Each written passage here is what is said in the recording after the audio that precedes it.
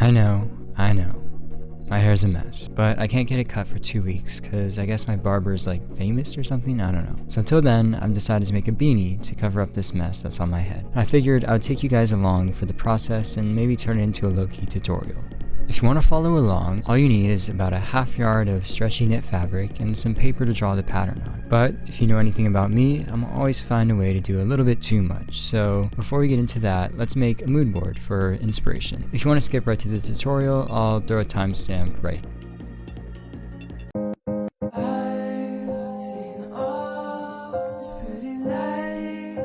So here's the mood board that I threw together. I want the silhouette to be pretty sleek, sort of like a skull cap beanie, but adorned with some fun design details. I found these beanies on Pinterest with metal rivet and grommet details that I like. There's this one that uses a lace-up size adjustment design. These elements match with things I've made in the past, so I want to try and implement them on this hat as well. The metal designs on the hats kind of remind me of stars, which inspired me to use rivets, but in the shape of a constellation, specifically the Taurus constellation, because it's my birthday star sign. I kind of want to add some patch details as well. Here's the rough concept that I sketched out that includes all the design elements I want. So now that we have that, we can move on to making the pattern pieces. She said she wanna see the stars. Said I can take you there, but I might break your heart. Of course, before we make the pattern, we need to take a couple measurements with our tape measure.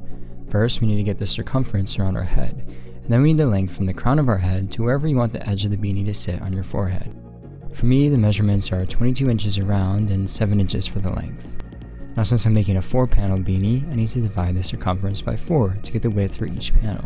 It comes out to 5.5 inches, but because the fabric will stretch, I'm going to take away a 1/2 inch. Now I'm going to take the length and measure that up from the center of the base width. Now I'm going to draw 90 degrees from the edge and eventually curve it into the top point. Here I did 4 inches, but after actually making the hat, I would recommend doing a bit less proportionally to the height for a better fit.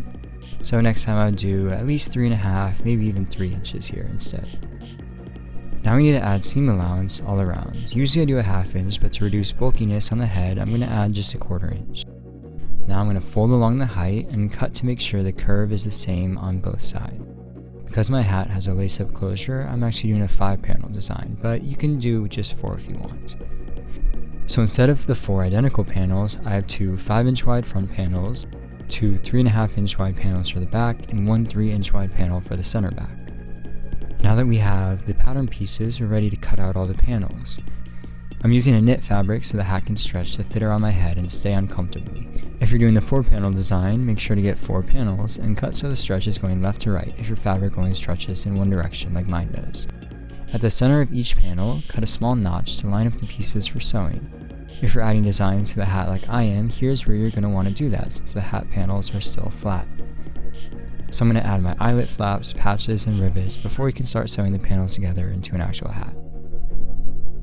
Okay, now that the panels are adorned with right sides together, we're going to sew at whatever seam allowance you chose from the bottom point to the top point as shown. After pressing the seams, which is optional, you can put right sides together again, making sure to line up the points and the notches. Pin it up and make sure to leave a gap of around 2 inches to flip the beanie to the right side after sewing. You're going to want to make sure this hole is on whatever side you're going to be pushing up to the inside of the beanie. Once again, you can press this seam if you like, and now we flip the beanie right ways out through the hole before sealing it up.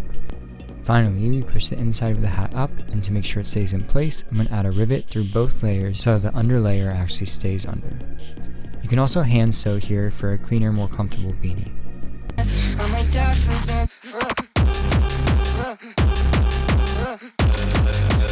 And just like that, we went from nothing to a beautiful beanie in just a single night. Overall, I'm super happy with how it came out. The only thing I would change in a future iteration is the curve to make it fit a little bit better. I'm not gonna lie, until I get my haircut, this thing's probably never coming off, so good investment. Hopefully the tutorial aspect was helpful. If you made a beanie, send me a picture on my Instagram. I'd love to see what you guys make. Also let me know if you want any other tutorials and how I could improve them for clarity or concision, since this was my first one. As always, this has been Liam Daniel for Patchwork Television, and I'll see you guys in the next video, and probably in this beanie too.